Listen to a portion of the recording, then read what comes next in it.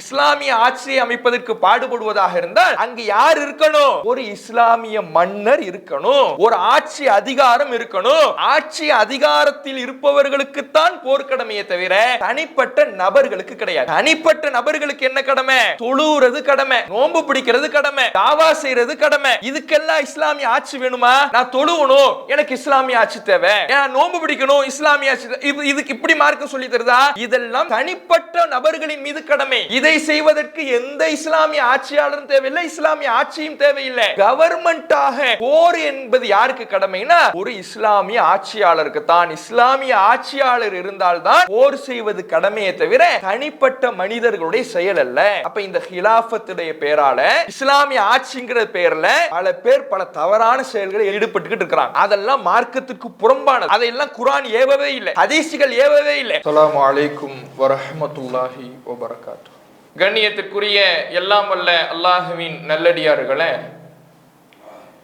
வரலாற்று சுவடுகளில் வழிதவறிய பிரிவுகள் என்ற தலைப்பின் கீழாக கடந்த சில தினங்களாக மார்க்கத்தின் பல்வேறு அடிப்படையான தகவல்களை நாம் அறிந்து வருகிறோம்.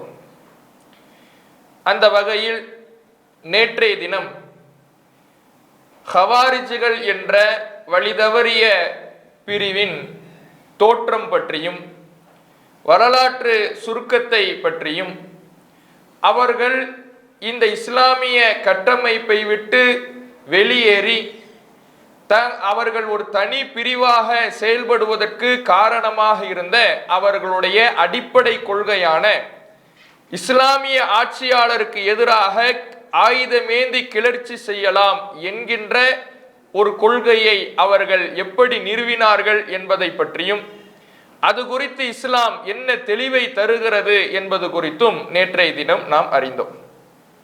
அதில் ஹவாரிஜிகள் தங்களுடைய இந்த அடிப்படை கொள்கைக்கு அல்லாஹுக்கே தவிர அதிகாரம் இல்லை என்கின்ற வசனத்தை முன்வைத்து மக்களிடத்திலே பிரச்சாரம் செய்தார்கள். அல்லாஹுக்கு மட்டும்தான் அதிகாரம், தீர்ப்பு சொல்லுகின்ற அதிகாரம் அல்லாஹ்வை தவிர வேறு யாருக்கும் இல்லை என்று திருமறை குர்ஆனில் இடம்பெறுகின்ற அதிகாரம் அல்லாஹுக்கே உரியது என்கின்ற வசனத்தை முன்வைத்து மக்களிடத்துல பிரச்சாரம் செய்யறாங்க. இந்த வசனம் அல்லாஹுக்கு மட்டுமே உரியதாக என்னென்ன அதிகாரங்கள் இருக்கிறதோ, மார்க்கத்தில் சட்டம் இயற்றுவது போல அல்லாஹுக்கு மட்டும் உரிய அதிகாரமாக என்ன இருக்கிறதோ அந்த அதிகாரத்தை பற்றித்தான் பேசுகிறதே தவிர உலக ரீதியாக மனிதர்கள் எடுக்கக்கூடிய முடிவுகளை பற்றி இந்த வசனம் பேசல.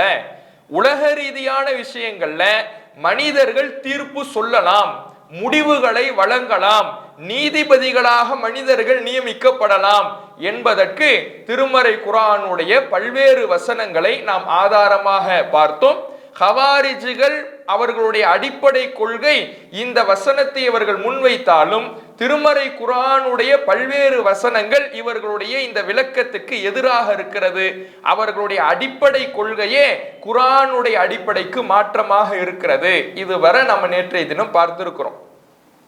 அதுல நாம கூடுதலாக தெரிய வேண்டியது என்னன்னா, ஒரு இஸ்லாமிய ஆட்சியாளர் இருக்கின்ற பொழுது அவருக்கு எதிராக கிளர்ச்சி செய்யக்கூடாது என்பதெல்லாம் நேற்றைய தினம் நாம பார்த்தாலும், வசனங்களின் அடிப்படையிலே அவர்களுடைய கொள்கை தவறு என்று நாம பார்த்தாலும், நபிகள் நாயகம் ஸல்லல்லாஹு அலைஹி வஸல்லம் அவர்கள் ஒரு இஸ்லாமிய ஆட்சியாளர் இருக்கின்ற பொழுது அந்த ஆட்சிக்கு கீழிருப்பவர்கள் எப்படி நடந்து கொள்ள வேண்டும் என்பதை நமக்கு தெளிவாக வழிகாட்டி விட்டு தான் சென்றிருக்கிறாங்க.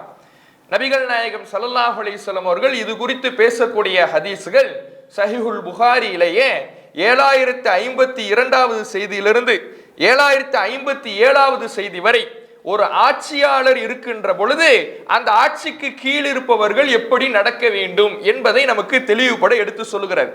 நபிகள் நாயகம் ஸல்லல்லாஹு அலைஹி வஸல்லம் அவங்க சொல்றாங்க, இன்னக்கும் சதரவுன பஅதி அஸரத்தன் வ உமூரன் துன்கிருனஹா, எனக்கு பிறகு நீங்கள் உங்களை விட வேறு நபர்களுக்கு ஆட்சி செல்வதையும், ஆட்சி அதிகாரத்துல மற்றவர்கள் முன்னுரிமை வழங்கப்படுவதையும், நீங்கள் எதை வெறுக்கிறீர்களோ அப்படிப்பட்ட ஆட்சியாளர்கள் உங்களிடத்துல உருவாகுவதையும் எனக்கு பின்னால நீங்க பார்ப்பீங்க.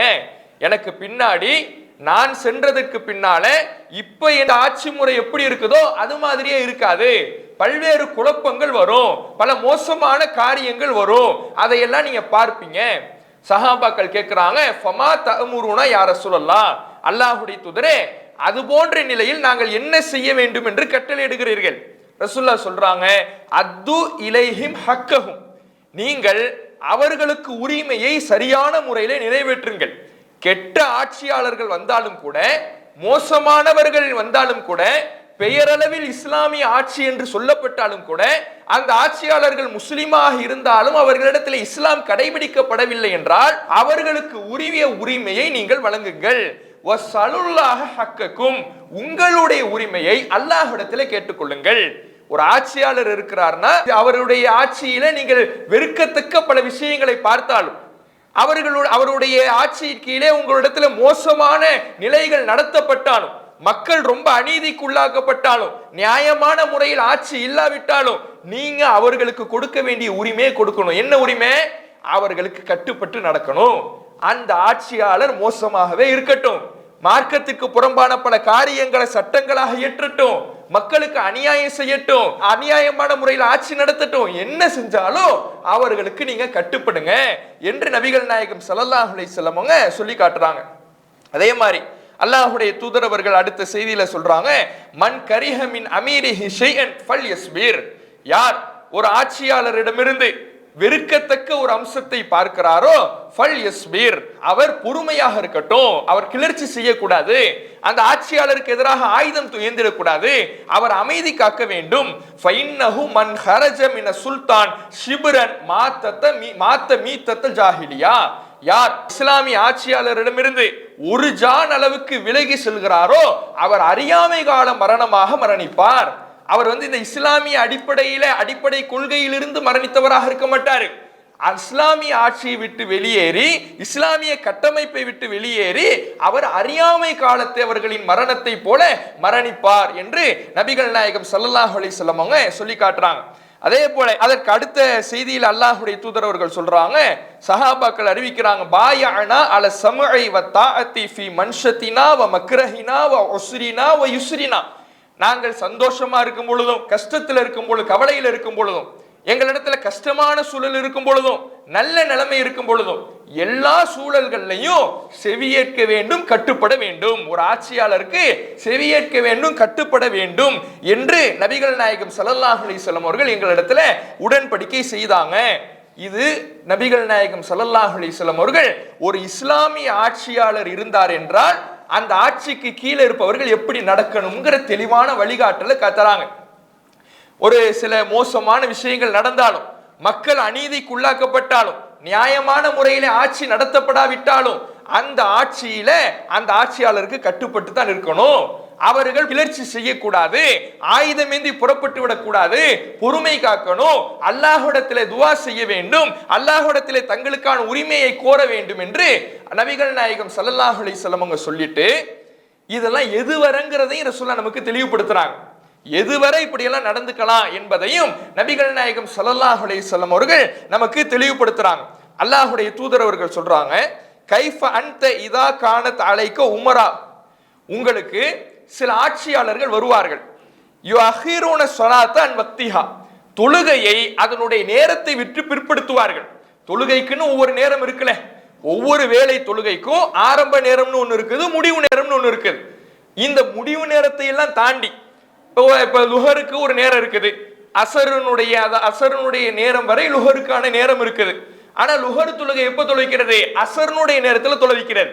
இப்படி ஒவ்வொரு வேளை தொழுகையையும் அதனுடைய நேரத்தில் தொழாம அவர்கள் நேரத்தை கடத்துவார்கள், பிற்படுத்துவார்கள். அல்லது தொழுகையை அதற்குண்டான நேரத்தில் இல்லாமல் ஆக்கிடுவாங்க. இப்படியான ஆட்சியாளர்கள் வருவாங்க. தொழுகை விஷயத்துல அவர்கள் தொழுகையை அதற்குண்டான நேரத்தில் நிறைவேற்ற மாட்டாங்க. ஏன்னா ஏன் ரசூலுல்லாஹ் எப்படி சொல்றாங்கன்னா, அன்றைய காலகட்டத்தில் ஆட்சியாளர் தான் இமாம். யார் ஆட்சி செய்கிறாரோ அவர் தான் தொழுகைக்கான இமாமாக இருப்பார். அப்ப ஆட்சியாளரா இருக்கிறாரு, அந்த தொழுகை அங்க அந்த இடத்துல எப்படி நடைமுறைப்படுத்தப்படும்னா அதற்கான நேரத்தில் நடைமுறைப்படுத்தப்படாது. தொழுகைக்கு எந்த எல்லையை ரசூலுல்லாஹ் கடைசி எல்லையாக சொல்றாங்களோ அந்த கடைசி எல்லைக்குள்ளே தொழுகை நடத்தப்படாது. தொழுகையினுடைய நேரத்தை பிற்படுத்துவாங்க. அந்த நேரத்துல தொழாம நேரத்தை கடத்துவாங்க. லொஹரை போய் அசர்ல நேரத்துல தொலைவிக்கிறது, அசரை போய் மகரிபு நேரத்துல தொலைவிக்கிறது, ஃபஜரை ரொம்ப நேரம் தாமதிக்கிறது. இப்படி ஒவ்வொரு வேளை தொழுகையையும் தாமதிச்சு அதற்குண்டான நேரத்தில் நிறைவேற்றாம அவர்கள் தொழுகையை இல்லாமல் ஆக்கிடுவாங்க. இப்படியான ஆட்சியாளர்கள் வருவார்கள். சஹாபாக்கள் கேட்கிறாங்க, ஃபமா தஅமுருனி, ரசூல் அல்லாஹ்வுடைய தூதரே, இப்படியானவர்களை நாங்க கண்டா நாங்க என்ன செய்யணும்னு சொல்றீங்க? அப்ப நபிகள் நாயகம் ஸல்லல்லாஹு அலைஹி வஸல்லம் சொல்றாங்க, சல்லி ஸலாத்தல் வக்திஹா, தொழுகையை அதற்குண்டான நேரத்தில் நீங்க தொழுதுங்க, நீங்க அதற்குண்டான நேரத்தில் தொழுதுடுங்க. ஆட்சியாளர் தொழுகையிலே இது போன்ற வரம்பு மீற செயலில் ஈடுபட்டாலும் கூட தொழுகைக்கான நேரம் என்னன்னு உங்களுக்கு தெரியும்ல, நீங்க தனிப்பட்ட முறையிலே அதற்குண்டான நேரத்தில் தொழுகை நிறைவேற்றிடுங்க. ஃபைன் அதரக்தஹா மஅஹும், அவர்களோடு நீங்கள் தொழ வேண்டிய நிலை ஏற்பட்டுச்சுன்னா, ஏன்னா இஸ்லாமிய ஆட்சி இருக்கும் பொழுது ஒருத்தர் அந்த ஜமாத்தை இமாமத்தை புறக்கணித்து கொண்டே இருக்கவும் முடியாது. இவர் புறக்கணிப்பது இதற்காக இவர் புறக்கணிக்கிறார் என்று தெரிந்தால் அந்த ஆட்சியாளரால் இவர் தண்டனைக்கு கூட உட்படுத்தப்படலாம், அந்த ஆட்சியாளர் இவர் மீது வரம்பு கடக்கலாம். அது போன்ற சூழலில் உங்களுக்கு ஒரு நெருக்கடி ஏற்படும்னா, அவர்களுடைய ஜமாத்தை நீங்கள் அடைய வேண்டிய நிலை ஏற்படும்னா, ஃபஸல்லி, அப்போது அவர்களோடும் சேர்ந்து நீங்க தொழுதுங்க, ஃபஇன்னஹா லக நாஃபிலா, இது உங்களுக்கு உபரியானதாக மாறிடும். அப்ப நபிகள் நாயகம் ஸல்லல்லாஹு அலைஹி வஸல்லம் அவங்க இஸ்லாமிய ஆட்சியாளர்கள் தொழுகை விஷயத்துல வரம்பு மீறுகிற நிலையில இருந்தாலும் கூட அவர்களுடைய விஷயத்துல நீங்க கிளர்ச்சி செய்யக்கூடாதுங்கிறத இந்த செய்தியின் மூலமா சொல்றாங்க. அவர்களுக்கு எதிராக புறப்படக்கூடாது, நீங்க தனிப்பட்ட முறையிலே அதற்கான நேரத்துல தொழுகை நிறைவேற்றிடுங்க. அவர்களுடைய ஜமாத்துல அவர்களுடைய இமாமத்துல போய் ஜாயின் பண்ண வேண்டிய இணைய வேண்டிய ஒரு சூழல் வந்தால் கூட அதுல நீங்க இணைஞ்சு தொழுதுங்க என்று நபிகள் நாயகம் ஸல்லல்லாஹு அலைஹி வஸல்லம் சொல்றாங்க. இந்த செய்தியிலிருந்து இன்னொரு சட்டமும் நம்ம தெரிஞ்சுக்கலாம். என்ன சட்டம்? இப்போ ஒரு இமாம் இருக்கிறார், அவர் இணை வைக்கல, ஷிர்க் வைக்கல, ஆனா பிதஅத் செய்றவராக இருக்கிறார், மார்க்கத்தில் இல்லாத காரியத்தை செய்பவராக இருக்கிறார். அப்படி பிதஅத் செய்யக்கூடியவராக இருப்பார் என்றால் அவருக்கு பின்னால் நம்ம நின்று தொழுது கொள்ளலாம். அது அவருடைய இமாமத்தின் தகுதியை இழக்க செய்து விடாது. இணை வைக்கக்கூடியவராக இருந்தால் மட்டும்தான் அவர் இமாமத்தினுடைய தகுதியிலிருந்து போயிடுவாரு. அவருக்கு இமாமத்து வைக்கக்கூடிய தகுதி இல்ல. ஒருத்தர்கிட்ட இணை வைப்பு சுத்தமா இல்ல, பிதஅத் செய்யறாரு, மார்க்கத்தில் இல்லாத காரியத்தை செய்யறாரு, அவரு இமாமத்து வைக்கிறாருன்னா அப்ப சேர்ந்து தொழுது கொள்ளலாம் என்பதை இந்த செய்தியிலிருந்து விளங்கலாம். ஏன் இந்த ஆட்சியாளர் என்ன பண்றாங்க? தொழுகையை அதற்குண்டான நேரத்தில் தொழுவணும், அந்தந்த நேரத்தில் தொழுவுறதுதான் சரி. அந்தந்த நேரத்தில் தொழுவாம இவங்க நேரத்தை கடத்துறாங்க. இப்ப நேரத்தை கடத்துறாங்கன்னா இவர்கள் மார்க்கத்தில் இல்லாத ஒரு நடைமுறை உண்டாக்குறாங்க. மார்க்கத்தில் இல்லாத நடைமுறை இவர் உண்டாக்குனாலும் இவருடைய ஜமாத்துல நீங்க சேர்ந்து தொழுவுங்கன்னு ரசூலுல்லாஹ் சொன்னதிலிருந்து இந்த சட்டமும் நமக்கு கிடைக்குது. அப்ப நபிகள் நாயகம் ஸல்லல்லாஹு அலைஹி வஸல்லம் அவர்கள் ஆட்சியாளருக்கு கட்டுப்பட்டு நடக்கின்ற விஷயத்துல அவர் தொழுகையில வரம்பு மீறினாலும் கூட நீங்க கிளர்ச்சி செய்யக்கூடாது, பொறுமை காக்கணும், அமைதி காக்கணும்னு சொல்லியிருக்கிறாங்க. எதுவரை இந்த எல்லை எதுவரை?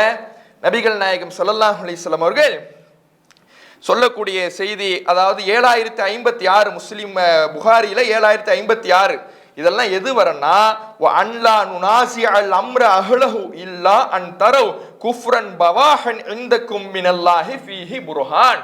ஒருவருடைய விஷயத்துல தெளிவான ஆதாரத்தின் அடிப்படையில தெளிவான குஃப்ரை நீங்கள் பார்த்தாலே தவிர அவருக்கு நீங்க கட்டுப்பட்டு நடக்கணும்.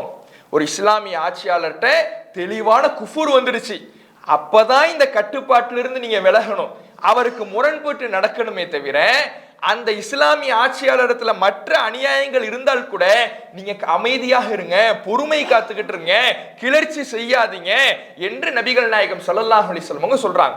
அப்ப இவ்வளவு தெளிவான வழிகாட்டலை ரசூலுல்லாஹ் தந்தும் கூட இந்த எல்லாம் கவனிக்காம, இந்த ஹதீஸ்களை எல்லாம் கருத்தில் கொள்ளாம, இனில் ஹுக்குமு இல்லா லில்லாஹ், அதிகாரம் அல்லாஹுக்கே தவிர யாருக்கும் இல்லை என்ற ஒரு வசனத்தினுடைய ஒரு பகுதியை வைத்துக்கொண்டு அந்த வசனத்தையும் சரியாக புரிந்து கொள்ளாம அது மார்க்கம் ஏற்றுகின்ற அல்லாஹ்வின் அதிகாரத்தை பற்றி பேசுகிறது என்ற ஒரு புரிதல் இல்லாம ஆட்சியாளர்களுக்கு எதிராக கிளர்ச்சி செய்து பல முஸ்லிம்களை கொன்று குவித்து இஸ்லாமிய வரலாற்றில் ஒரு பெரும் குழப்பத்தை ஏற்படுத்திய ஒரு பிரிவாக இந்த ஹவாரிஜிகள் இருந்திருக்கிறாங்க. காரணம் இது போன்ற அடிப்படைகளை எல்லாம் கவனிக்கல. மார்க்கத்துல ஒரு சின்ன வரியை மட்டும் பார்த்து முடிவெடுக்க கூடாது, குர்ஆனுடைய அடிப்படை நமக்கு எதை சொல்லி தருது, ஹதீஸ்களை எது சொல்லி தருதுங்கிறத கவனிக்கணும். அதை கவனிக்காம இப்படி இவர்கள் செய்ததுனாலதான் இஸ்லாமிய வரலாற்று பெரும் குழப்பங்களை இவங்க விளைவிச்சிருக்கிறாங்கிறத நாம பார்க்கணும். அப்ப இஸ்லாமிய ஆட்சியாளர் விஷயத்தில் எப்படி நடந்து கொள்ள வேண்டும் என்பதை நபிகள் நாயகம் ஸல்லல்லாஹு அலைஹி வஸல்லம் அவர்கள் தெளிவாக வழிகாட்டி இருக்கிறாங்க. இப்ப அடுத்த விஷயம், இப்ப இஸ்லாமிய ஆட்சியாளர் இருக்கிறாரு, அவருக்கு எதிராக நம்ம கிளர்ச்சி செய்யக்கூடாது, சரி ஓகே. இவருடைய தவறை கூட நம்ம சுட்டி காட்டக்கூடாதா? இவருடைய தப்பை கூட நாம அது குறித்து கூட பேசக்கூடாதா என்று கேட்டால் தாராளமாக சுட்டி காட்டலாம். தாராளமாக ஒரு இஸ்லாமிய ஆட்சியாளருடைய தவறை சுட்டி காட்டலாம். எப்போது? அந்த ஆட்சிக்கு கீழ் இருந்தாலும் கூட. அந்த ஆட்சிக்கு கீழே இருக்கிறார். இப்போ ஒருத்தர் சவுதியில இருக்கிறார், சவுதியினுடைய ஆட்சி முறை சரியில்லை, அவர் இஸ்லாமிய வரம்புகளை மீறாரு, ரொம்ப அநியாயம் செய்யறாரு. இதை அந்த ஒரு சவுதிக்காரர் பார்க்கிறார், அந்த ஆளுமைக்கு கீழே இருக்கிறவர் பார்க்கிறார். இவர் சுட்டி காட்ட கூடாதான்னு கேட்டா தாராளமாக சுட்டி காட்டலாம். அவர் சுட்டி காட்டுவதற்கான முறைப்படி சரியான வகையில அந்த ஆட்சியாளருக்கு நடக்கக்கூடிய தவறுகளை சுட்டி காட்டலாம். ஏன்னா எப்போ ஒரு மாறுதல் ஏற்படும்னா தவறு சுட்டி காட்டப்படும் போது தான் மாறுதல் ஏற்படும். சும்மா மாறுதல் ஏற்பட்டுடுமா? இவர் பட்டுக்கு அநியாயம் செஞ்சுக்கிட்டே இருக்கிறாரு, நீதமான முறையில நடக்கல, வரம்பு மீறாரு. எப்போது இது வரம்பு மீறுதல் என்று அவருக்கு புரியும்னா மனிதர்களால் சுட்டி காட்டப்படும் போதுதான் புரிதல் ஏற்படும். இல்லைன்னா தான் செய்யறது நல்லதுன்னே நினைச்சுக்கிட்டு ஒரு மனுஷன் இருந்தான்னா அது அவர்களுக்கான புரிதலே இருக்காது. சுட்டி காட்டப்பட்டாதான் புரிதல் ஏற்படும். அதனால இஸ்லாமிய ஆட்சியாளர்கள் தவறு செய்தாலும் கூட அந்த ஆட்சிக்கு கீழ் இருப்பவர்கள் சொல்லி காட்ட வேண்டிய முறைப்படி, சுட்டிக்காட்ட வேண்டிய முறைப்படி சுட்டிக்காட்டலாம், தவறு இல்லை என்பதையும் நாம ஹதீஸ்கள்ல பார்க்க முடிகிறது. முஸ்லிம்ல 70வது செய்தி. இந்த செய்தியில நபிகள் நாயகம் ஸல்லல்லாஹு அலைஹி வஸல்லம் உடைய காலத்துக்கு பிறகு மர்வானுடைய ஆளுமையில அவர் ஒரு புதுமையை உண்டாக்குறார். நம்ம எல்லாருக்கும் தெரியும், மர்வானுடைய ஆட்சி காலத்துல நிறைய வரம்பு மீறல்கள் நடந்தது. அந்த வரம்பு மீறல்ல மார்க்க சட்டத்தை எப்படி மீறாங்கன்னா, பெருநாள் தினத்துல பெருநாள் என்பது எப்படி தொழுவைக்கப்படும்? அதாவது தொழுகை, அதற்கு பிறகு உரை. ஜும்மாவுக்கு அப்படியே நேர் எதிராக இருக்கும். ஜும்மாவுல உரை தொழுகை, பெருநாள்ல தொழுகை உரை, இப்படி இருக்கும். இவர் என்ன பண்றாருன்னா முதல்ல போய் மிம்பர்ல ஏறுறாரு. முதல்ல பெருநாள் தொழுகைக்கு மிம்பரே வைக்க கூடாது. இவர் என்ன பண்றாரு? உரை நிகழ்த்துவதற்காக மிம்பரில் ஏறுகிறார். அப்போ ஒரு மனிதர் தடுக்கிறார். தடுத்து விட்டு, இது ரசூலுல்லாஹ் காட்டிய நபி வழி கிடையாது, நபிகள் நாயகம் ஸல்லல்லாஹு அலைஹி வஸல்லம் அவர்கள் காட்டி தந்த சுன்னத்து கிடையாது. அஸ்ஸலாத்து கப்லல் குத்துபா, உரைக்கு முன்னால் தொழுகை நிலைநாட்டப்பட வேண்டும், இதுதான் நபி வழி என்று சுட்டி காட்டுகிறார். அப்ப அவர் சில காரணங்களை சொல்றாரு. அந்த காலம்லாம் மலை ஏறிடுச்சு, இப்ப எல்லாம் மக்கள் உட்கார்றது இல்ல, இப்படி எல்லாம் காரணத்தை சொல்றார். நீங்க என்ன காரணத்தை சொன்னாலும் நபி வழி மீறப்படக்கூடாது என்று அவர் சொல்றார். அப்ப அங்கிருந்து அபூ சயீத் அல் குத்ரி ரலியல்லாஹு அவர்கள் சொல்லுகிறார், அம்மா ஹாதா ஃபக்கத் கலாமா அலைஹி, இவர் மீது இந்த மனிதர் சுட்டி காட்டினாரே, ஆட்சியாளருடைய தப்பை தடுத்து நிறுத்தினாரே, அவருக்கு தவறை புரிய வச்சாரே, இந்த மனிதர் இவர் மேல் உள்ள கடமையை நிறைவேற்றி விட்டார். இவருக்கு என்ன கடமை இருந்துச்சோ, ஒரு தப்பை பார்த்தா சுட்டி காட்டணுங்கிற கடமை இருக்குதுல்ல, அந்த கடமையை இந்த மனிதர் நிறைவேற்றி விட்டார் என்று அபூ சயீத் அல் குத்ரி ரலியல்லாஹு அவர்கள் சொல்லிவிட்டு ரசூலுல்லாஹ் அறிவித்த செய்தியும் சொல்றாங்க. மன் ரஆ மின்கும் முன்கரன், உங்களில் யார் ஒரு பாவத்தை, ஒரு தீங்கை கண்கூடாக பார்க்கிறாரோ, ஃபல்யுகையிர்ஹு பியதிஹி, அவர் தன்னுடைய கரத்தால் அதை தடுக்கட்டும். ஃபஇல்லம் யஸ்ததி, அவர் அதற்கு சக்தி பெறவில்லை என்றால் ஃபபிலிசானிஹி, தன்னுடைய நாவால் தடுக்கட்டும். ஃபஇல்லம் யஸ்ததி, அதற்கும் அவர் சக்தி பெறவில்லை என்றால் ஃபபிகல்பிஹி, உள்ளத்தால் வெறுத்து ஒதுங்கட்டும். ذالک அஃபுல் ஈமான், உள்ளத்தால் வெறுத்து ஒதுங்குவது என்பது ஈமானில் பலவீனமான நிலை. கையால தடுக்க முடிஞ்சா கையால தடுங்க, நாவால தடுக்க முடியுமா நாவால தடுங்க, இல்லைன்னா உள்ளத்தால் வெறுத்து ஒதுங்குங்க. ஆனால் உள்ளத்தால் வெறுத்து ஒதுங்குவது பலவீனமான நிலை ரசூலுல்லாஹ் சொன்னாங்க. இந்த ஹதீஸை மேற்கோள் காட்டி மர்வான் தொழுகைக்கு முன்னாலே உரை நிகழ்த்த பெருநாள் அன்றைக்கு ஏறும் பொழுது ஒரு மனிதர் தடுக்கிறார். தடுத்த மனிதரை பார்த்து அபூ சயீத் ரலியல்லாஹு அவர்கள் சொல்றாரு, தன்னுடைய நாவால் பாவத்தை தடுத்து தப்பை சுட்டி காட்டி தன்மேல் உள்ள கடமையை நிறைவேற்றி கொண்டார் என்று அவர் சொல்லக்கூடிய செய்தியை பார்க்கிறோம். அப்போ ஒரு ஆட்சியாளராக ஒருவர் இருக்கும் பொழுது அந்த ஆட்சியாளருக்கு அவருடைய தவறை சுட்டி காட்டுவது மார்க்க அடிப்படையில் தவறு இல்லை என்பதை இந்த ஹதீஸின் மூலமாக நாம் அறிந்து கொள்ளலாம். அதே போல நசாயி என்ற ஹதீஸ் கிரந்தத்துல பதிவு செய்யப்பட்டிருக்கிறது. நாம் அனைவரும் அறிந்த செய்தி தான். நசாயில 4138வது செய்தி. அதுல நபிகள் நாயகம் ஸல்லல்லாஹு அலைஹி வஸல்லம் சொல்றாங்க, கலிமத்து ஹக்கின் அஃதலுல் ஜிஹாத், ஜிஹாதுல மிகச்சிறந்தது எது என்றால் கலிமத்து ஹக்கின் இந்த சுல்தானின் ஜாயிர், அநியாயக்கார ஆட்சியாளர் நடத்துல உண்மையை எடுத்து சொல்வது. மிகச்சிறந்த ஜிஹாத் எதுன்னா ஒரு ஆட்சியாளர் அநியாயம் செய்யும் பொழுது அவரிடத்துல உண்மையை சுட்டி காட்டுவது, உண்மையை எடுத்து சொல்வது, உண்மையை பேசுவது, இதுதான் மிகச்சிறந்த ஜிஹாத் என்று சொல்லியிருக்கிறாங்க. அப்போ ஒரு இஸ்லாமிய ஆட்சியாளர் தவறு செய்தால் ஆயுதமேந்தி கிளர்ச்சி செய்யக்கூடாது, அதுதான் மார்க்கத்தில் தடுக்கப்பட்டதை தவிர தவறை சுட்டி காட்டப்படுவதனுடைய வாசலே அடைக்கப்படல. தவறை தாராளமாக சுட்டி காட்டலாம் என்பது இந்த ஹதீஸ்கள்ல இருந்து நமக்கு தெரிய வருகிறது. அப்ப இதே போல இதே கருத்துல நிறைய ஹதீஸ்கள் இருக்குது. புகாரில 7199, அகமதுல 10594, புகாரியில 2955, இந்த ஹதீஸ்கள் எல்லாம் ஆட்சியாளருடைய தவறை தாராளமாக சுட்டி காட்டலாம் என்கின்ற தகவலை நமக்கு தருது. அப்ப இந்த அடிப்படையை நாம புரிஞ்சுக்கணும். ஒரு இஸ்லாமிய ஆட்சிக்கு கீழே நாம் இருந்தால் கூட இஸ்லாமிய ஆட்சியாளருடைய தவறை தாராளமாக சுட்டி காட்டலாம். ஏன் இதை நம்ம இப்ப சொல்ல வேண்டிய அவசியம் ஏற்படுதுன்னா, இன்றைக்கு சலஃபு கொள்கை என்ற பெயரில இருக்கக்கூடியவங்க இந்தியாவுல இருக்கக்கூடிய முஸ்லிம்கள் கூட சவுதியில நடக்கின்ற அநியாயத்தை பற்றி பேசக்கூடாது, அதை சுட்டி காட்டக்கூடாது, அந்த தவறை பற்றி இவர்கள் உரை நிகழ்த்தவோ மக்களுக்கு கொண்டு செல்லவோ கூடாது, இது ஹதீஸ்களுக்கு மாற்றம்னு தப்பா புரிஞ்சுக்கிட்டு இருக்கிறாங்க. இந்தியாவுல இருக்கக்கூடிய நாம சவுதி அரசருடைய ஆளுமைக்கு கீழே இருக்கிறோமா, அவருடைய ஆட்சிக்கு கீழே இருக்கிறோமா, அவருடைய ஆட்சிக்கு நம்ம பையத்து செஞ்சு கொடுத்திருக்கிறோமா, உடன்படிக்கை செஞ்சு கொடுத்திருக்கிறோமா? எதுவுமே கிடையாது. நாம வேறு ஒரு ஆட்சிக்கு கீழே இருக்கிறோம், ஆளுமைக்கு கீழே இருக்கிறோம், அவர் வேறு ஒரு நாட்டை ஆண்டு கொண்டு இருக்கிறார். அப்ப அவருடைய நாட்டில் இருக்கக்கூடிய மக்களே தவறை சுட்டி காட்டுவதற்கு ஹதீஸ்கள் அனுமதி இருக்கும் பொழுது இந்தியாவில் இருக்கிற நாம கூட பேசக்கூடாதுன்னு சொல்வது அறியாமையாக இருக்குது. இது மார்க்க அடிப்படையில சரியானதாக இல்லை. ஏன்னா இந்த சலஃபுகளை பொறுத்தவரையில சவுதிக்கு ஒத்து போவதைத்தான் அவங்க பொதுவாக விரும்புவாங்க. சவுதியில என்ன சொல்றாங்களோ அதன்படி. பிறை விஷயத்தை எடுத்துக்கிட்டீங்கன்னா சவுதி பிறை ஏத்துக்குவாங்க. அதுக்கு என்ன ஹதீஸ்களின் அடிப்படையில ஆதாரமே இல்லாத ஒரு கொள்கை அது. சவுதி பிறையை ஏற்றுக்கொள்வது உலக பிறைன்னு பேருக்கு சொல்லிக்குவாங்க. ஆனா சவுதியில தெரிகிற பிறைக்கு தான் அவங்க முக்கியத்துவம் கொடுப்பாங்க. சவுதியில பிறை தெரிஞ்சா இங்க நோன்பு வைக்கிறது, சவுதியில பிறை தெரிஞ்சா இங்க நோன்பு வைக்கிறது. இப்படி இந்த சலஃபு கொள்கை என்று சொல்லக்கூடியவர்கள் சவுதிக்கு ஒத்து போவதை விரும்புவார்கள். அப்படி இன்னைக்கு சவுதி என்னெல்லாம் அநியாயம் பண்ணிக்கிட்டு இருக்கு, எவ்வளவெல்லாம் மோசமா நடந்துகிட்டு இருக்கு, மார்க்க வரம்புகளை மீறிக்கிட்டு இருக்கு, சினிமா தியேட்டர் ஓபன் பண்ணுது, மதுவுக்கு அனுமதி கொடுக்குது, பாலஸ்தீன மக்கள் பாதிக்கப்பட்டிருந்துச்சுன்னா அவர்களுக்கு குரல் கொடுப்பதற்கு அதற்கு கண்டனங்கள் தெரிவிப்பதற்கு முன் வருவது கிடையாது. இது குறித்தெல்லாம் நம்ம பேசுனா பேசாதீங்க, இதெல்லாம் அப்படி பேசக்கூடாது, இப்படி பேசுவது ரசூலுல்லாஹ்வுடைய ஹதீஸ்களை மீறுவது என்று தவறான ஒரு புரிதல்ல அறியாமையில இருக்கிறாங்க. இது மார்க்க அடிப்படையில தவறு. மார்க்க அடிப்படையில எது சரின்னா தாராளமாக சுட்டி காட்டலாம். நாம மட்டும் இல்ல, அவருடைய ஆட்சிக்கு கீழ் இருப்பவர்கள் கூட சுட்டி காட்டக்கூடிய முறைப்படி தாராளமாக சுட்டி காட்டலாம் என்பதை இந்த வழிகாட்டல்கள் நமக்கு எடுத்துரைக்கிறது. அடுத்ததாக இதுவரை நாம அந்த ஹவாரிஜிகளுடைய கொள்கையை பற்றி பார்த்து விட்டோம்.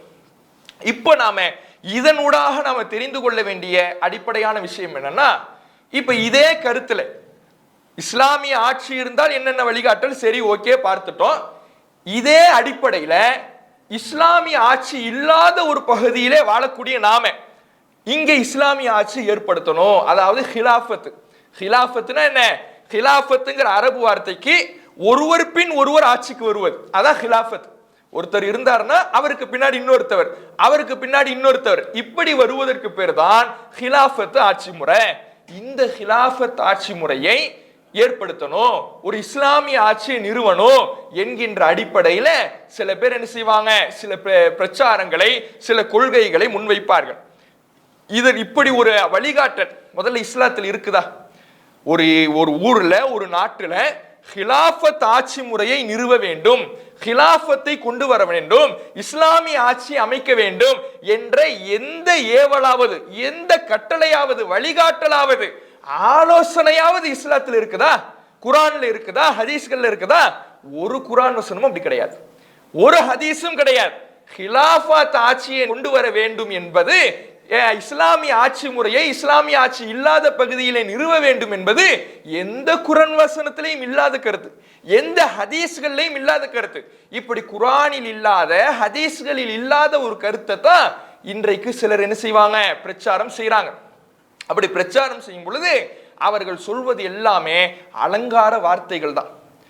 என்ன பண்ணுவாங்க, பாலஸ்தீனத்தில் அடிபட்டு கிடக்கிற குழந்தையினுடைய போட்டோவை காட்டுவாங்க, சிரியாவில் பாதிக்கப்படுற குழந்தைய போட்டோவை காட்டுவாங்க, அதே மாதிரி குஜராத்தில் பாதிக்கப்பட்ட மக்களுடைய போட்டோவை காட்டுவாங்க. இப்படி இதையெல்லாம் காட்டி பாத்தீங்களா இஸ்லாமிய சமுதாயம் எவ்வளவு பலவீனமா இருக்கு பாத்தீங்களா, இதற்கெல்லாம் என்ன தீர்வு தெரியுமா, ஹிலாஃபத்தை அமைக்கணும், இஸ்லாமிய ஆட்சியை கொண்டு வரணும். சரிப்பா, இஸ்லாமிய ஆட்சியை கொண்டு வரதாக இருந்தா அதுக்கு என்ன அளவுகள், அப்படி ஒரு கட்டளை நமக்கு குர்ஆனிலிருந்து வந்திருக்கணும், ஹதீஸிலிருந்து வந்திருக்கணும். அப்படி ஒரு கட்டளை இஸ்லாம் தருதா? அப்படி ஒரு கட்டளையை இஸ்லாம் ஒருபோதும் தரல. இன்னும் எத்தனையோ நபிமார்கள் அல்லாஹ்வால் அனுப்பப்பட்டாங்க, அல்லாஹ்வால் அனுப்பப்பட்ட நபிமார்கள் எத்தனையோ பேர் அனுப்பப்பட்டாங்க. அந்த நபிமார்களுக்கு அல்லாஹ் ரப்புல் ஆலமீன் மார்க்கத்தை எடுத்து சொல்வதைத்தான் முதன்மை கட்டளையாக கொடுத்தானே தவிர இஸ்லாமிய ஆட்சியை நிறுவனம்னு முதல் கட்டளையை கொடுக்கல. நீங்க போய் ஒரு கவர்மெண்ட் அமைக்கணும், ஒரு ஆட்சியை கொண்டு வரணும், ஒரு ஊர்ல இஸ்லாமிய ஆட்சியை கட்டமைக்கணும், இந்த கட்டளை எந்த ஒரு நபிமார்களுக்கும் வழங்கப்படல.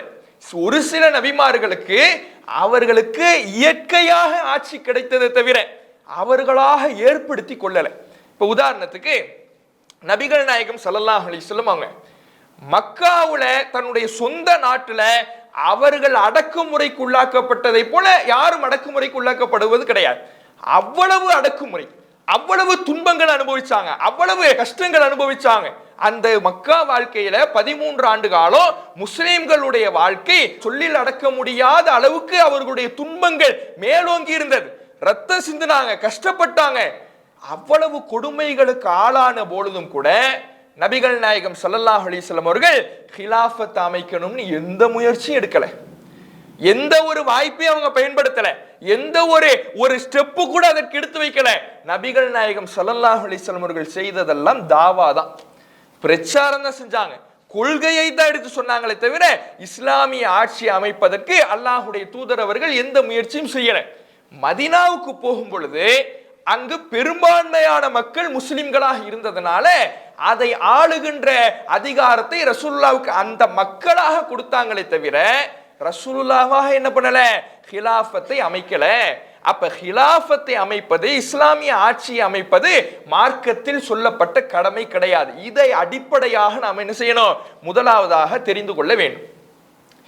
அடுத்தது நாம தெரிந்து கொள்ள வேண்டிய விஷயம் என்னன்னா, ஒரு போர் செய்வதாக இருந்தால், இஸ்லாமிய ஆட்சியை அமைப்பதற்கு போர் செய்ய வேண்டும் என்றால் நமக்கு என்ன அவசியம்ங்கிறதையும் தெரிஞ்சுக்கணும். ஒரு இஸ்லாமிய ஆட்சி அமைப்பதற்கு ஒரு போர் செய்யறாங்க, ஜிஹாது செய்யறாங்க அப்படின்னா அதுக்கு என்ன இருக்கணும் நமக்கு. சும்மா எடுத்தெடுப்புல ஒரு 2 பேர் சேர்ந்துக்கிட்டு போர் செய்யறேன், ஜிஹாது செய்யறேன் என்று செய்வது கிடையாது. அதற்கு மார்க்கத்தில் அனுமதியே கிடையாது. அப்படி செய்வது மார்க்கம் கட்டளை இடவே இல்லை. ஒரு போர் செய்வதாக இருந்தால் அதற்கு என்ன நிபந்தனை, அல்லாஹ் ரப்பல் ஆலமீன் அதை ஒரு வரலாறின் மூலமாக நமக்கு தெரிவிக்கிறான். சூரத்துல் பக்ராவுல 246 247வது வசனத்துல அல்லாஹ் சொல்லுகிறான், ஒரு பனி இஸ்ரவேல் சமுதாயத்தை பற்றி, மூசா நபிக்கு பிறகு பனி இஸ்ரவேலர் சமுதாயத்தை பற்றி அல்லாஹ் பேசுகிறான். அவங்களுக்கு மூசா நபிக்கு பிறகு ஒரு நபி வந்திருக்கிறாங்க. இது காலூலி நபியின் லஹும், அவர்கள் தங்களுடைய சமுதாயத்திற்கு அனுப்பப்பட்ட அந்த நபியிடத்துல போய் சொல்றாங்க, இப்அஸ் லனா மலிகன் நுகாத்தில் ஃபி சபீலில்லாஹ், நீ எங்களுக்கு ஒரு மன்னரை நியமிக்குமாறு அல்லாஹ்விடத்துல நீங்க கேளுங்க, நாங்க அவரோடு சேர்ந்து அல்லாஹ்வுடைய பாதையில போர் செய்வோம். அல்லாஹ்வுடைய பாதையில போர் செய்வதாக இருந்தால், ஜிஹாது செய்வதாக இருந்தால், இஸ்லாமிய ஆட்சியை அமைப்பதற்கு பாடுபடுவதாக இருந்தால் அங்கு யார் இருக்கணும், ஒரு இஸ்லாமிய மன்னர் இருக்கணும், ஒரு ஆட்சி அதிகாரம் இருக்கணும். ஆட்சி அதிகாரத்தில் இருப்பவர்களுக்குத்தான் போர்க்கடமையை தவிர தனிப்பட்ட நபர்களுக்கு கிடையாது. தனிப்பட்ட நபர்களுக்கு என்ன கடமை, தொழுறது கடமை, நோன்பு பிடிக்கிறது கடமை, தாவா செய்யறது கடமை. இதுக்கெல்லாம் இஸ்லாமிய ஆட்சி வேணுமா? நான் தொழுவணும், எனக்கு இஸ்லாமிய ஆட்சி தேவை, ஏன்னா நோன்பு பிடிக்கணும், இஸ்லாமிய ஆட்சி, இதுக்கு இப்படி மார்க்கம் சொல்லி தருதா? இதெல்லாம் தனிப்பட்ட நபர்களின் மீது கடமை. இதை செய்வதற்கு எந்த இஸ்லாமிய ஆட்சியாளரும் தேவையில்லை, இஸ்லாமிய ஆட்சியும் தேவையில்லை. கவர்மெண்டாக போர் என்பது யாருக்கு கடமைனா ஒரு இஸ்லாமிய ஆட்சியாளருக்கு தான். இஸ்லாமிய ஆட்சியாளர் இருந்தால்தான் போர் செய்வது கடமையை தவிர தனிப்பட்ட மனிதர்களுடைய செயல் அல்ல. அப்ப இந்த ஹிலாஃபத்துடைய பேரால, இஸ்லாமிய ஆட்சிங்கிற பேர்ல பல பேர் பல தவறான செயல்களை ஈடுபட்டுக்கிட்டு இருக்கிறாங்க. அதெல்லாம் மார்க்கத்துக்கு புறம்பானது. அதையெல்லாம் குர்ஆன் ஏவவே இல்லை, ஹதீஸ்கள் ஏவவே இல்லை. குர்ஆனில் இல்லாத, ஹதீஸ்கள் இல்லாத இது போன்ற காரியங்கள்ல ஒரு சிலர் தவறாக மார்க்கத்தை விளங்கி கொண்டு ஈடுபடும் பொழுது அது இந்த சமுதாயத்துக்கு பெரும் பின்னடைவாகத்தான் ஏற்படுதே தவிர அவர்களால் சமுதாயத்திற்கு எந்த ஒரு நன்மையும் கிடையாது. அவங்களால ஏதாவது நன்மை இருக்குதா? சமுதாயத்துக்கு ஏதாவது ஒரு வலிமையை கொடுப்பாங்களா? சமுதாயத்துக்கு ஏதாவது ஒரு பலத்தை ஏற்படுத்துவாங்களா? ஒரு நன்மையும் கிடையாது. ஏன்? குர்ஆனே அப்படி நமக்கு வழிகாட்டலையே, ஹதீஸே வழிகாட்டலையே. குர்ஆனில் இல்லாததை, ஹதீஸில் இல்லாததை அவர்கள் மார்க்கம் என்ற பெயரிலே மார்க்கத்துக்காக நாங்க செய்யறோம்னு சொன்னாங்க கூட அது மார்க்கம் இல்லை. அதுக்கு மார்க்கத்துக்கு எல்லளவும் சம்பந்தம் இல்லை. அவர்கள் மார்க்கத்துக்கு மாற்றமாகத்தான் செயல்படுகிறார்கள் என்பதை அடிப்படையாக நம்ம என்ன செய்யணும்? புரியணும்.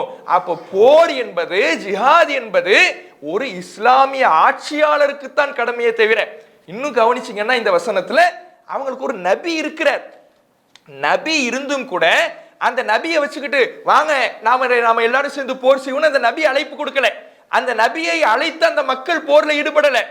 போர் என்பது இஸ்லாமிய ஆட்சியாளர்கள் செய்யப்பட வேண்டியது, ஆட்சி இருந்தால் செய்யப்பட வேண்டியதுதானே தவிர தனிப்பட்ட மனிதர்களோ ஒரு நபியோ கூட கையில் எடுக்கக்கூடிய அதிகாரம் இல்லை. நபியே கூட போர் செய்ய முடியாது. நபிக்கு கூட அந்த அதிகாரம் கிடையாது. அதிகாரம் என்பது, போர் செய்வதற்கான அனுமதி என்பது ஆட்சியாளருக்கு தான் என்பதை இந்த வசனம் தெளிவுபட சொல்லும் பொழுது, ஒரு நபிக்கே ஆட்சி இல்லைன்னா, அவருக்கு போர் செய்ய அனுமதி இல்லைன்னா, ஒரு தனிப்பட்ட மனிதனுக்கு, ஒரு இஸ்லாமிய ஆட்சி இல்லாத ஒரு நாட்டில் அமர்ந்திருக்கிற மனிதனுக்கு போர் செய்வது எப்படி கடமையாகும்? அப்ப இதை நாம் என்ன செய்யணும்? தெளிவாக புரிந்து கொள்ள வேண்டும். அப்ப ஹிலாஃபத் என்பது மார்க்கத்தில் சொல்லப்பட்டது அல்ல. இன்னும் சொல்ல போனா, இஸ்லாமிய ஆட்சி இல்லாத ஒரு நாட்டில் நாம இருந்தோம்னா அந்த நாட்டு சட்டத்தின்படி நாம நடந்து கொள்ளலாம். அந்த நாட்டினுடைய சட்டத்தின்படி நாம தாராளமாக நடந்து கொள்ளலாம். அதே போல அந்த நாட்டினுடைய அரசு பொறுப்புகளிலேயும் நம்ம வகிக்கலாம். இதெல்லாம் மார்க்கத்தில் அனுமதிக்கப்பட்ட விஷயம்தான். இதை நபி யூசுப் அலைஹிஸ்ஸலாம் அவர்களுடைய வரலாற்றிலிருந்து நம்ம தெரிந்து கொள்ளலாம். யூசுப் நபி அவர்கள், யாக்கூப் நபியினுடைய மற்ற மகன்கள், யூசுப் நபி அவர் கிணத்துல வீசுறாங்க. அவர் வந்து ஒரு அமைச்சர் வந்து எடுத்து செல்லப்படுறாரு. அதுக்கு பிறகு சிறைக்கு போறாரு. திரும்ப அவர் சிறையிலிருந்து வெளியே வராரு. அந்த நாட்டிலேயே அவர் வந்து ஒரு அரசு பொறுப்பை சுமக்கிறார். என்ன பொறுப்பு? அந்த அரசுனுடைய கருவூலங்களை பாதுகாக்கின்ற பொருளாதார பைனான்சியல் அமைச்சர், மினிஸ்டரை போல ஒரு பொறுப்பை என்ன செய்யறாரு? இந்த யூசுப் நபி அவர்கள் வகிக்கிறார். இதை சூரத்துல் யூசுப் 12வது அத்தியாயம் 55வது வசனத்துல நமக்கு பார்க்கலாம். இஜஅல்னி அலா ஹஸாயினில் அர்ல், இந்த பூமியினுடைய, இந்த நாட்டினுடைய கருவூலங்களுக்கு பொறுப்பாளியாக என்னை நியமியுங்கள். இன்னி ஹஃபீதுன் அலீம், நான் நன்கு பாதுகாக்கக்கூடியவன், இது குறித்து நன்கு அறிந்திருக்கக்கூடியவன். இந்த பொருளாதாரம் குறித்து எனக்கு நிறைய தெரியும். இந்த பொருளாதாரத்தை நல்ல முறையில் நான் பாதுகாப்பேன். என்னை இந்த பொருளாதார துறையில நியமிங்க. யூசுப் நபி கேட்கிறாங்க. அது இஸ்லாமிய ஆட்சியா? இஸ்லாமிய ஆட்சி உள்ள நாடு இல்லை. இஸ்லாமிய ஆட்சி இல்லாத நாட்டில் கூட ஒரு பொருளாதாரம் துறை சார்ந்த அதிகாரியாக யூசுப் நபி அவர்கள் நியமிக்கப்பட்டிருக்கிறாங்க என்பதை இதுல பார்க்கிறோம். யூசுப் நபி வந்து இதுல வந்து நம்ம இஸ்லாமிய ஆட்சி நிறுவனம் எந்த எதிர்பார்ப்பும் இல்லை. அந்த நாட்டுல தான் இருக்கிற நாட்டுல என்ன சட்டமோ அதன்படி நடந்திருக்கிறாங்க. இதுல நம்ம கவனிக்க வேண்டிய விஷயம் என்னன்னா, அந்த மன்னருடைய சட்டம் என்னவோ, இவர் இஸ்லாமிய ஆட்சி இல்லாத நாட்டில் இருந்தாரே, பொருளாதார அதிகாரியா இருந்தாரே, அந்த நாட்டில் என்ன சட்டமோ அந்த சட்டத்தின்படி தான் நடந்திருக்கிறார் என்பதை இந்த வசனத்திலிருந்து நாம் என்ன செய்யலாம்? தெரிந்து கொள்ளலாம். அப்ப ஹிலாஃபத் என்பதெல்லாம் மார்க்க கடமை இல்லை. இது அடிப்படையாக தெரியும். ஹிலாஃபத் அமைப்பது, இஸ்லாமிய ஆட்சியை நிறுவுவது மார்க்க கடமை அல்ல. இஸ்லாமிய ஆட்சி இல்லாத ஒரு நாட்டிலே நாம தாராளமாக வாழலாம். அந்த சட்டங்களுக்கு உட்பட்டு நாம இருந்து கொள்ளலாம். அதற்கு மார்க்கத்தில் எந்த ஒரு தடையும் இல்லை என்பதை நாம இதிலிருந்து விளங்கிக் கொள்ளலாம். மார்க்கத்தில் என்ன கட்டளையிடப்பட்டிருக்குது? தாவா தான் கட்டளையிடப்பட்டிருக்குது. இஸ்லாமிய ஆட்சி அமைக்கிறது கட்டளையிடப்படல, தாவா தான் கட்டளையிடப்பட்டிருக்கிறது. நீங்க தாவா செய்யுங்க, மக்களுக்கு மார்க்கத்தை எடுத்து சொல்லுங்க. மக்களுக்கு மார்க்கத்தை எடுத்து சொல்லி இஸ்லாமிய மக்கள் பெரும்பான்மையாக மாறிட்டாங்கன்னா இந்த ஆட்சிங்கிறது தன்னால் அமைஞ்சிடுமே தவிர இந்த ஆட்சி அமைப்பதற்காக போர் செய்யணும், ஆட்சி அமைப்பதற்காக ஜிஹாது செய்யணும் என்று எங்கேயும் இஸ்லாத்துல சொல்லப்படல என்பதையும் இதுல இருந்து நாம தெரிஞ்சுக்கணும். ஏன்னா இன்னைக்கு ஹிலாஃபத்துங்கிற பேர்ல பல்வேறு குழப்பங்களை செய்து கொண்டிருக்கிறார்கள். அதுல நாம ரொம்ப கவனமாக இருக்க வேண்டும் என்பதுல இதை நம்ம கவனிக்க வேண்டும். அடுத்ததாக அப்ப இதுதான் நம்ம ஹவாரிஜிகளுடைய முதல் அடிப்படை கொள்கை, ஆட்சியாளருக்கு எதிராக கிளர்ச்சி செய்வது. அது தொடர்பாகத்தான் நம்ம இவ்வளவு விவரங்களையும் பார்த்திருக்கிறோம். இப்ப ஹவாரிஜிகளுடைய இரண்டாவது கொள்கை என்ன கொள்கை? பெரும்பாவம் செய்தவர்கள் காஃபிர்கள். பெரும்பாவம் செஞ்சவங்க யாரு? காஃபிர்கள் என்று சொல்வதுதான் ஹவாரிஜிகளுடைய இரண்டாவது அடிப்படை கொள்கை. ஒருத்தவங்க ஒரு பெரும்பாவம் ஒருத்தர் செஞ்சிட்டார், அவர் மூமின் தான், அல்லாஹுக்கு இணை கற்பிக்கல, அல்லாஹுக்கு ஷிர்க் வைக்கல, ஆனால் ஒரு பெருபாவத்தை செய்து விட்டார் என்றால் அவர் காஃபீர் என்று ஹவாரிஜிகள் சொல்லுவாங்க. அதுக்கு சில ஆதாரங்களை என்ன செய்யறாங்க? முன்வைக்கிறாங்க. அவங்க முன்வைக்கக்கூடிய ஆதாரம் ஒண்ணு, நேற்றைய தினமே இந்த ஆதாரத்தை நம்ம பார்த்தோம். 5வது அத்தியாயம் 44வது வசனம், ஒமல்லம் யஹ்கும் பிமா அன்ஸலல்லாஹ், யார் அல்லாஹ் அருளியதை கொண்டு தீர்ப்பளிக்கவில்லையோ ஃபஉலாயிக ஹுமுல் காஃபிரூன், அவர்கள் காஃபிர்கள். அல்லாஹ் அருளியதை கொண்டு, அல்லாஹுடைய சட்டத்தை வச்சு யார் தீர்ப்பளிக்கலையோ அவர்கள் காஃபிர்கள். அல்லாஹுடைய சட்டத்தை எதுல நம்ம பின்பற்றணும்? மக்கள் உலக ரீதியாக தீர்ப்பளித்துக் கொள்ளக்கூடிய சட்டங்கள் என்னென்னங்கிறதெல்லாம் நேற்றைய தினம் என்ன செஞ்சுட்டோம், விரிவாக பார்த்துட்டோம். இந்த அல்லாஹுடைய சட்டம் என்பதை தவறாக இவர்கள் புரிந்து கொண்டதனுடைய காரணமாகத்தான் நபித்தோழர்களை எல்லாம் என்ன பண்ணாங்க, அவங்க காஃபிர்னு சொன்னாங்க. அலி ரலியல்லாஹு அவர்கள் அபூ மூஸல் அஷ்அரியை தீர்ப்பாளராக நியமிச்சிட்டாரு, அதனால அவர் காஃபிரு. அம்ர் இப்னுல் ஆஸை முஆவியா நீதிபதியா நியமிச்சிட்டாரு, அதனால அவர் காஃபிரு.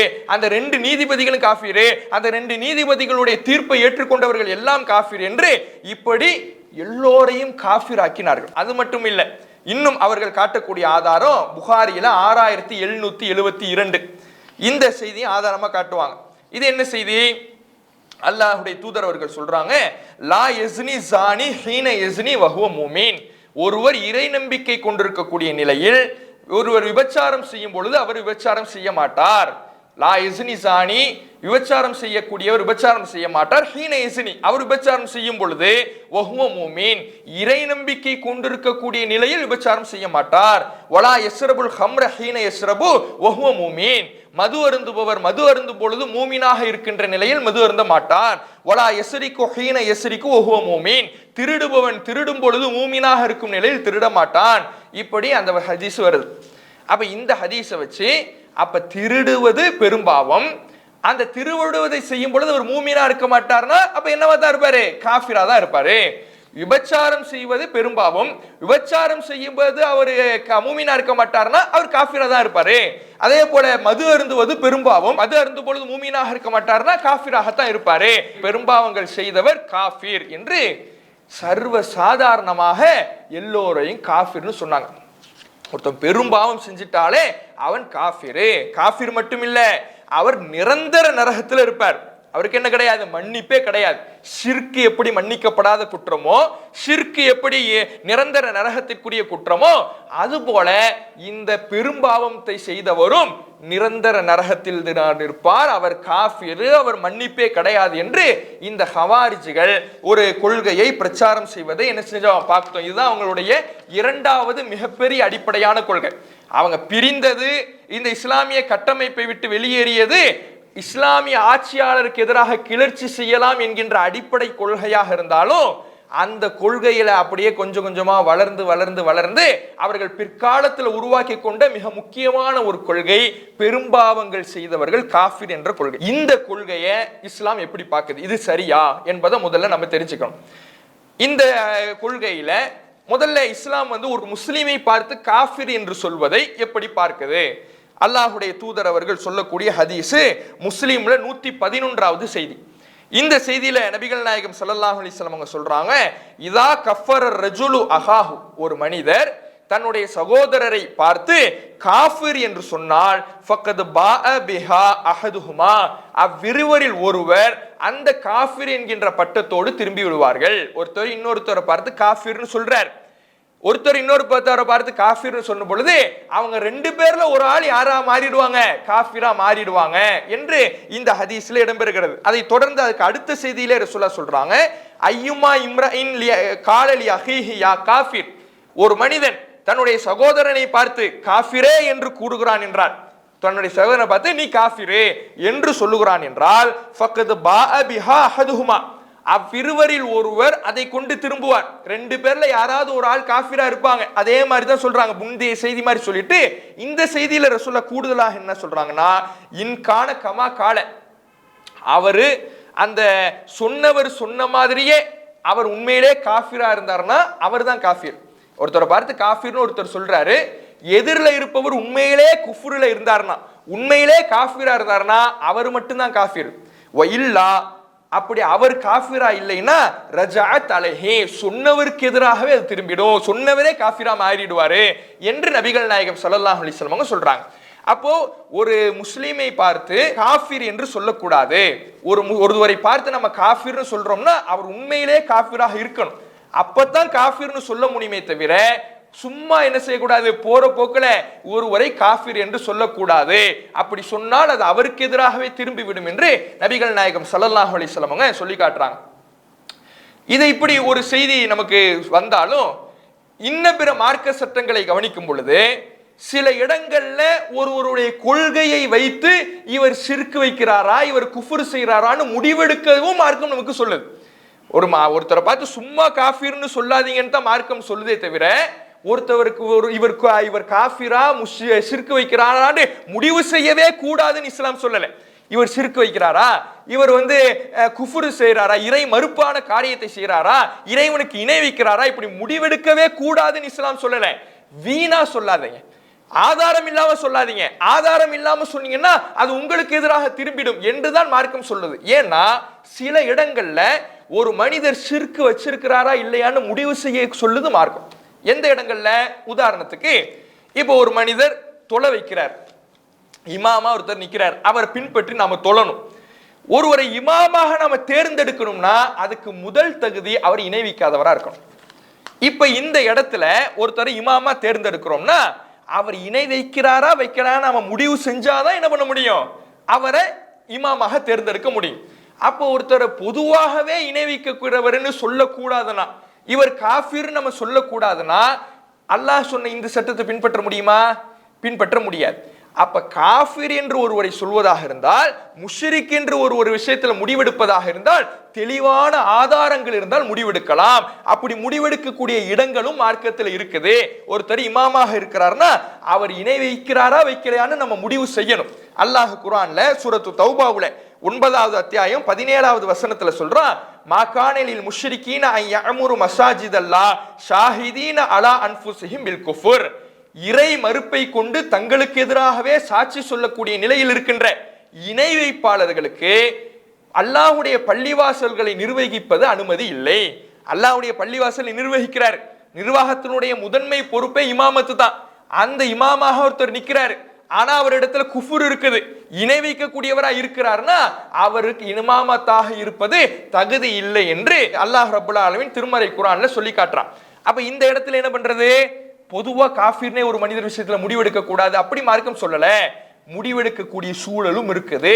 ஒரு விஷயத்துல ஆதாரம் இருந்தால், தெளிவான சான்றுகள் இருக்கும் என்றால், இவர் பின்பற்றக்கூடிய கொள்கை இணைவிப்பு கொள்கை, இவர் செய்யக்கூடிய காரியம் இணைவிப்பு காரியம் என்று தெளிவாக ஆதாரபூர்வமாக தெரியும் என்றால் அவர்கள் விஷயத்துல இணை வைப்பவர் என்று நாம் என்ன செய்யலாம், முடிவெடுக்கலாம் என்று இந்த ஆதாரம் நமக்கு சொல்லித்தருது.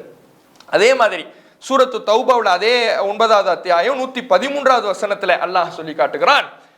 இப்போ ஒருவரை இமாமத்தாக தேர்வு செய்வதற்கான சட்டத்தை பார்த்தோம்.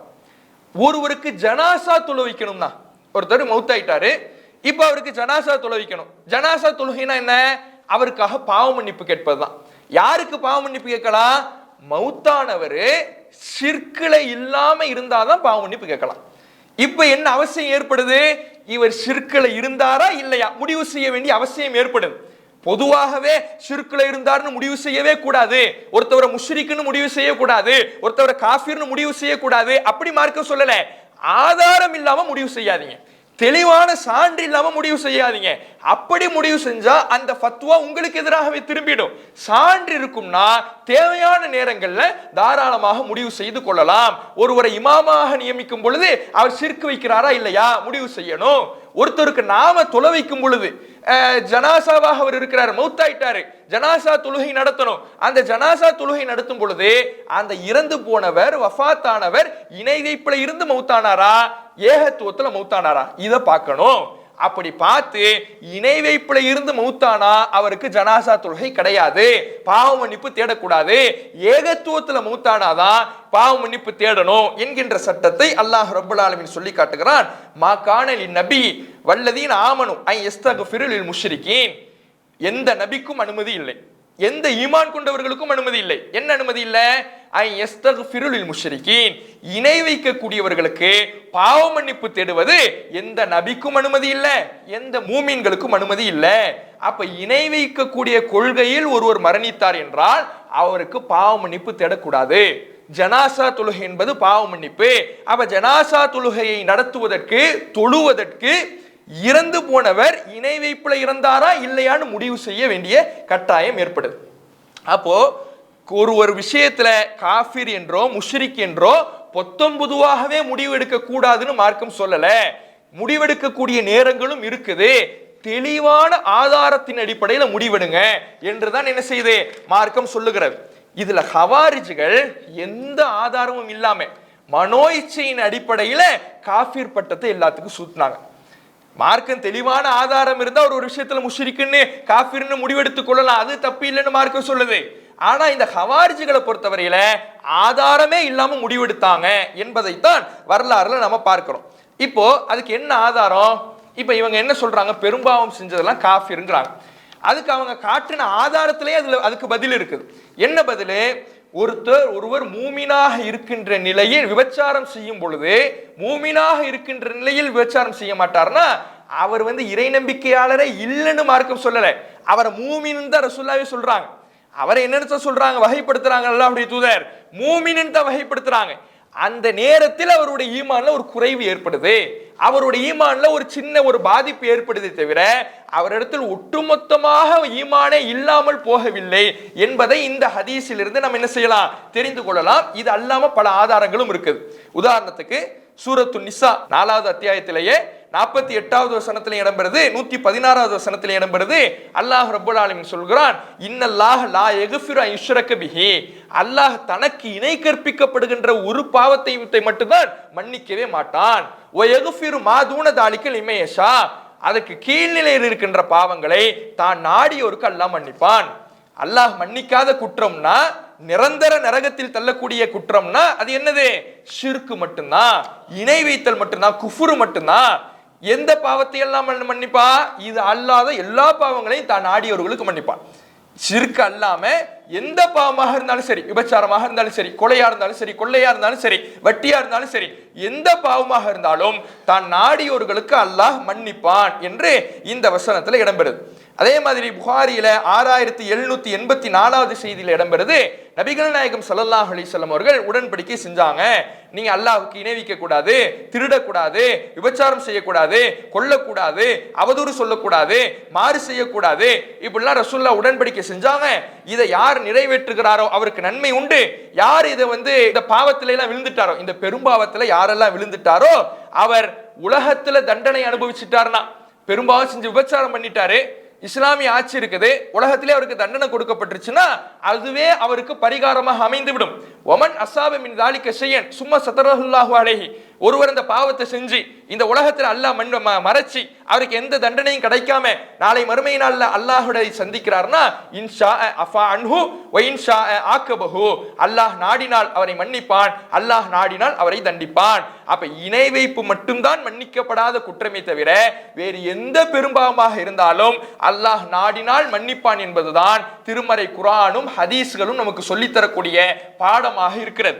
அப்போ நாம கவனிக்க வேண்டிய விஷயம், இந்த ஹவாரிஜ்கள் ஒரு சில ஹதீஸ்களை தவறாக புரிந்து கொண்டு பெரும்பாவங்கள் செய்தவர்கள்லாம் காஃபிர்கள்னு பொதுவாக சொல்லிட்டாங்க.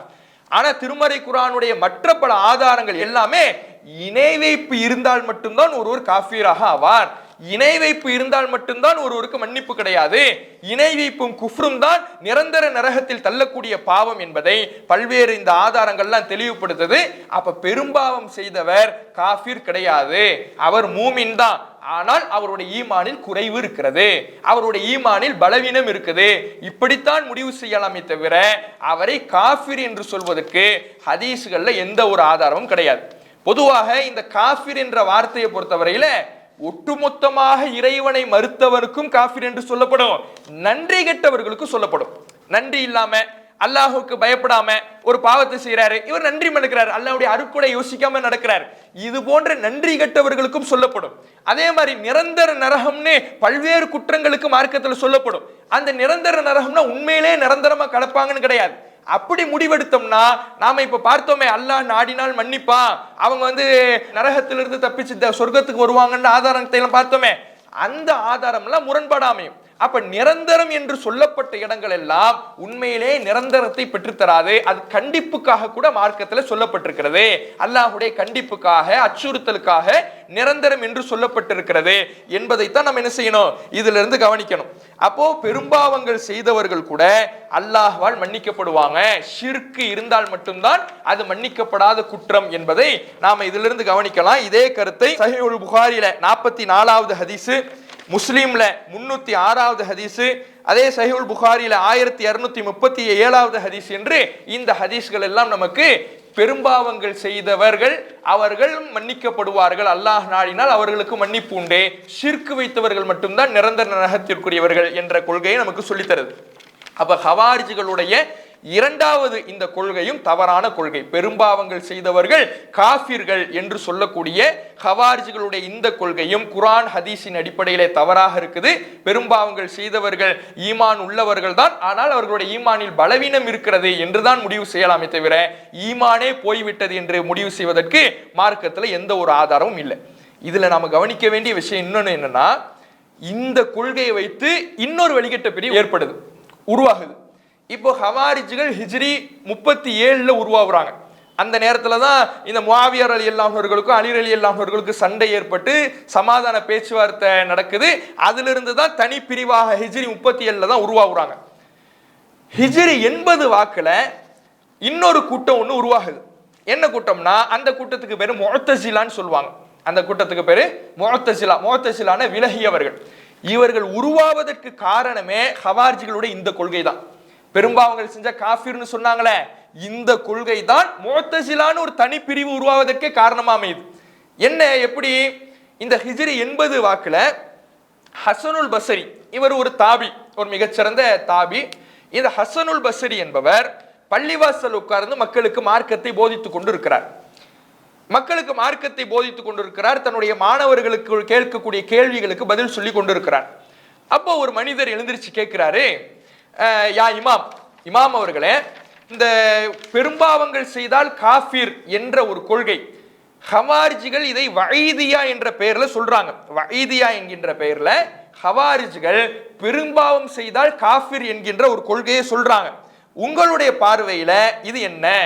அவர் மூமினா காஃபிரா? பெரும்பாவம் ஒருத்தர் செஞ்சிட்டார்னா அவர் மூமினா காஃபிரா என்று ஒரு கேள்வியை ஒரு மனிதர் ஹசனுல் பஸ்ரிட்ட கேட்கிறார். அப்ப ஹசனுல் பஸ்ரி கொஞ்சம் யோசிக்கிறார். இந்த கேள்விக்கு பதில் சொல்வதற்கு யோசித்துக் கொண்டிருக்கிறார், ஆதாரங்களை அசை போட்டு கொண்டிருக்கிறார்.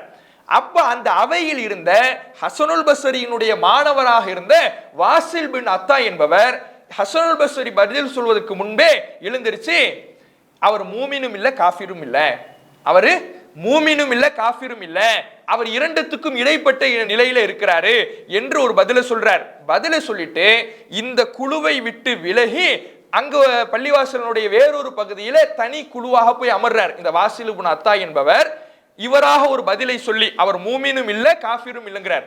மார்க்கத்துல ரெண்டே நிலை தான், ஒன்னு மூமின்னு சொல்லணும், இல்லைன்னா காஃபிர்னு சொல்லணும். இந்த ரெண்டு நிலை தான் மார்க்கத்தில் இருக்கு. இல்ல இவர் ரெண்டத்துக்கு இடைப்பட்ட நிலை என்று ஒரு முடிவை சொல்லுகிறார்.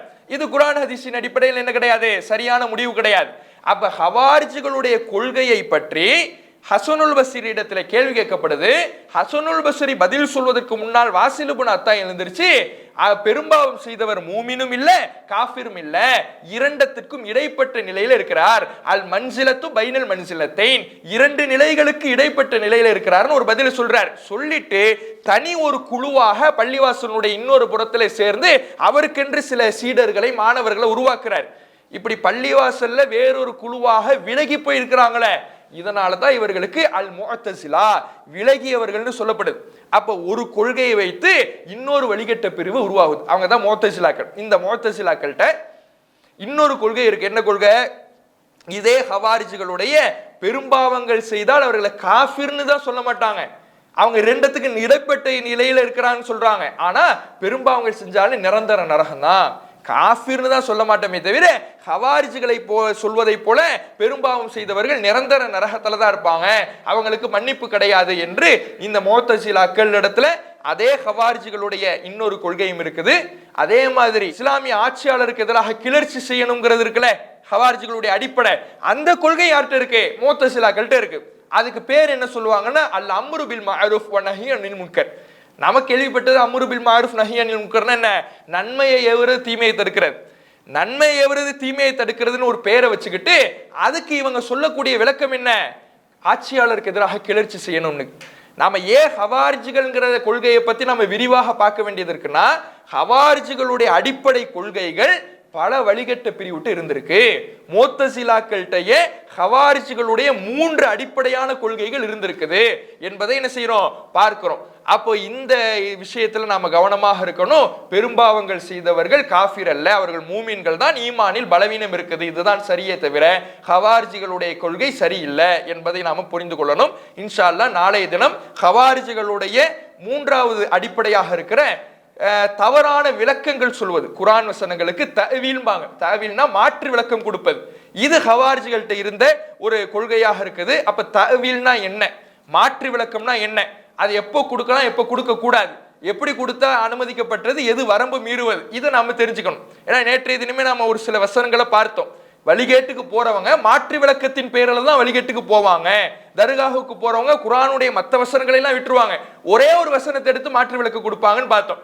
அது போன்று இந்த ஹவாரிஜிகள் மாற்று விளக்கம் கொடுப்பாங்க.